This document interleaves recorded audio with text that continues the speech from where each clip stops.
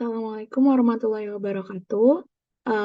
Pada malam hari ini, kami akan menjelaskan jaringan telekomunikasi mengenai materi jumper, SS7, SIGTRAN, dan IMS. Oke, kelompok kami beranggotakan yang pertama ada Gusti Ayu Adinda Jyoti, lalu saya sendiri, Hafida Arfiah, dan teman saya, Safa Safir. Yang pertama, secara keseluruhan, SIGTRAN dan IMS memainkan peran kunci dalam modernisasi infrastruktur telekomunikasi dengan menggeser layanan dari lingkungan tradisional berbasis sirkuit ke jaringan berbasis IP. SIGTRAN memfasilitasi transfer sinyal kontrol melalui protokol IP, sementara IMS menyatukan layanan multimedia dan data dalam arsitektur terintegrasi. Transformasi ini membuka pintu bagi layanan lebih canggih dan efisien, mencerminkan evolusi dan pengaturan fisik ke kontrol sinyal digital, serta mendukung perkembangan layanan multimedia dan data yang lebih kompleks dalam dunia telekomunikasi.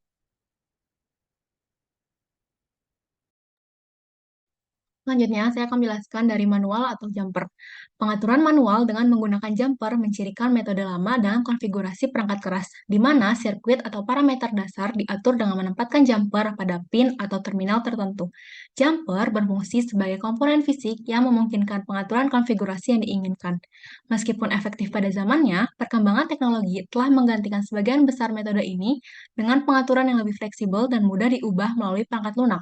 Kesimpulannya, pengaturan manual dengan jumper mencerminkan era awal dalam evolusi perangkat keras yang kemudian digantikan oleh pendekatan yang lebih canggih dan efisien.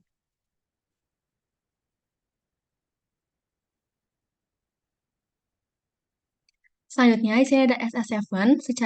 Secara keseluruhan, SS7 atau Signaling System 7 merupakan protokol sinyal yang berperan vital dalam mengelola panggilan dan pesan dalam jaringan telekomunikasi. Dengan menyediakan mekanisme out-of-band signaling, SS7 memisahkan informasi kontrol panggilan dari saluran suara atau data utama, meningkatkan efisiensi dan fleksibilitas. Proses signaling SS7 memfasilitasi pertukaran informasi untuk membangun, mengawasi, dan memutuskan hubungan komunikasi. Kesimpulannya, SS7 berperan kunci dalam mendukung telekomunikasi canggih dengan memberikan protokol signaling yang handal, efisien, dan dapat diandalkan bagi pengaturan panggilan yang kompleks dalam jaringan modern.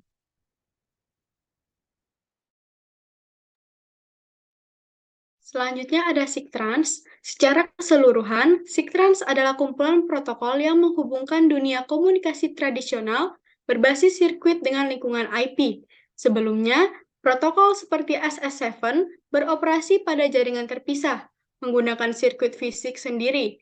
SIGTRANS membawa perubahan signifikan dengan memungkinkan transmisi sinyal SS7 melalui jaringan IP, mengintegrasikan fungsi pengelolaan panggilan dan pesan teks ke dalam infrastruktur IP yang juga digunakan untuk mentransfer data dan suara. Kesimpulannya, SIGTRANS memainkan peran kunci dalam memodernisasi infrastruktur telekomunikasi, memungkinkan penyatuan layanan yang sebelumnya terpisah di dalam satu jalur komunikasi berbasis IP. Selanjutnya ada IMS. Secara keseluruhan, IMS atau IP Multimedia Subsystem adalah arsitektur jaringan yang mengintegrasikan layanan multimedia berbasis IP, seperti panggilan suara dan video, dalam satu platform terpadu.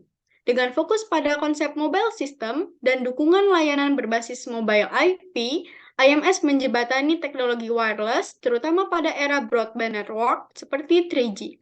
Dengan menggabungkan PSTN dan PLMN, IMS menciptakan kerangka kerja yang mendukung penyatuan layanan, optimalisasi sumber daya jaringan, dan peningkatan interoperabilitas. Kesimpulannya, IMS menjadi kunci dalam memberikan solusi terpadu untuk layanan berbasis IP dalam lingkungan jaringan telekomunikasi modern.